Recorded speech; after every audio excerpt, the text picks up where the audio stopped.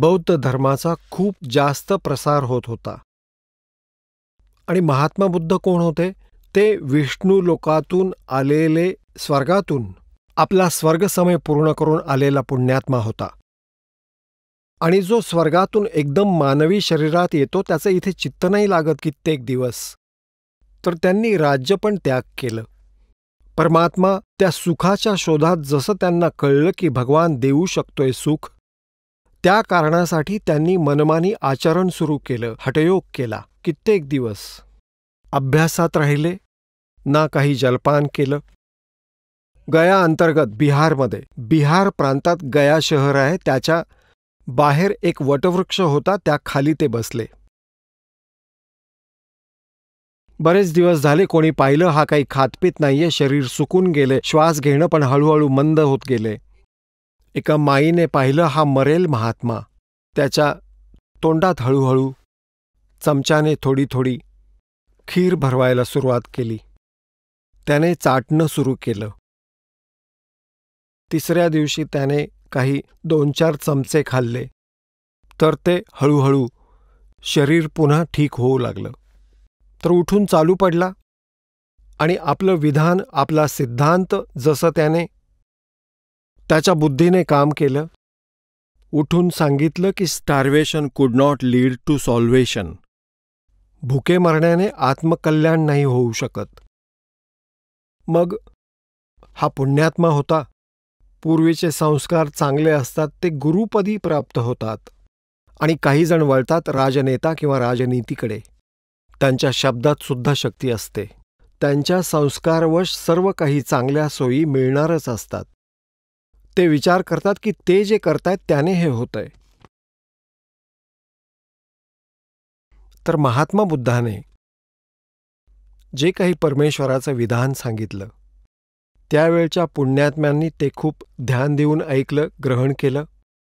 कारण की आत्मा परमात्म्यासाठी भटकत असतो. त्याला जिथे कुठे कळतं की परमात्मा इथे भेटेल तिथे तो धाव घेतो. कारण हा तहानलेला आहे त्या भगवानाचा.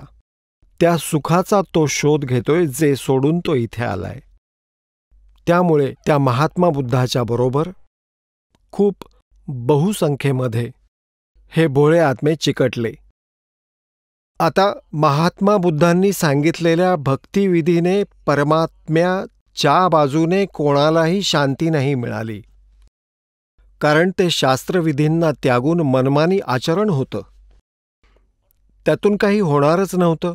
आणि त्याच्याही पूर्वी जेव्हा महात्मा बुद्धांनी हा पंथ चालवला, आपला मार्ग चालवला, तेव्हा श्रद्धाळू लोक, चांगले आत्मा, चांगले पुण्यकर्मी प्राणी होते. त्यांना स्वाभाविक लाभ आपल्या पुण्यकर्मातूनच होणार होता, त्यांच्या प्रारब्धानेच.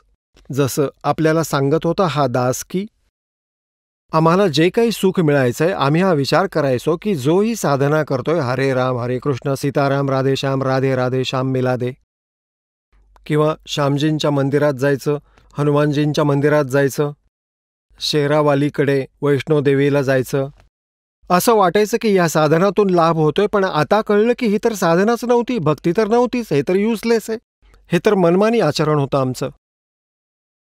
तर जे भोळे श्रद्धाळू मागील पुण्यकर्मी प्राणी होते ते सर्व जे त्यांचे अनुयायी झाले त्यांना स्वयं स्वाभाविक संस्कारवश सुख मिळालं. आणि त्यांना वाटलं की यांनी जी साधना सांगितली ती बरोबर आहे. येणाऱ्या काळात भक्तिहीन प्राणी येऊ लागले त्यांच्या घरामध्ये. त्याच साधनांनी त्यांची दुर्गती सुरू झाली. काही आध्यात्मिक लाभ झाला नाही. तर सर्वांनी हे मानलं आता शेवटी बौद्ध धर्माच्या अनुयायांनी की भगवान नाही आहे, भगवानापासून लाभाची इच्छा करणं मूर्खपणा आहे. आणि ते कम्युनिस्ट म्हणजे नास्तिक झाले. पूर्ण चीन कम्युनिस्ट झाला, जे पूर्ण विश्वातील जवळजवळ अर्ध्या किंवा त्याहून थोड्या कमी लोकसंख्येचं राष्ट्र आहे. तर पुण्यात्म्यांनो, त्यावेळी ह्या बुद्ध धर्माचा खूप शीघ्रतेने प्रसार होत होता. आणि त्यांचे जे संत होते ते जागोजागी जाऊन धर्मपरिवर्तन म्हणजे आपल्या मार्गाचं प्रदर्शन करीत होते. भोळे लोक ग्रहण करत होते. आपण ऐकत होता जगद्गुरू तत्वदर्शी संत रामपालजी महाराज यांचे मंगल प्रवचन, ज्यांच्या शुभ आशीर्वादाने संपूर्ण विश्वामध्ये 500 पेक्षा जास्त नामदीक्षा केंद्र आहेत, जिथे निशुल्क नामदीक्षा दिली जाते. निशुल्क नामदीक्षा प्राप्त करण्यासाठी आणि अधिक माहितीसाठी संपर्क करा 7030303951 7030303952.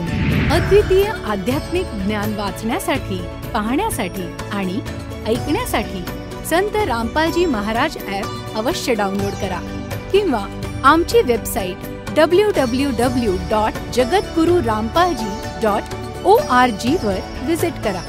आम्हाला सोशल मीडियावर फॉलो करा. सर्व पवित्र धर्मांच्या पवित्र शास्त्रांवर आधारित प्रमाणित अनमोल पुस्तक ज्ञानगंगा किंवा जगण्याचा मार्ग यापैकी कोणतेही एक पुस्तक निशुल्क मागवण्यासाठी आपण आम्हाला आपले पूर्ण नाव, पूर्ण पत्ता, पिनकोड आणि फोन नंबरसह लिहून 7030303951 किंवा 7030303952 या नंबरवर SMS करू शकता किंवा 7030303950 या नंबरवर व्हॉट्सअप देखील करू शकता.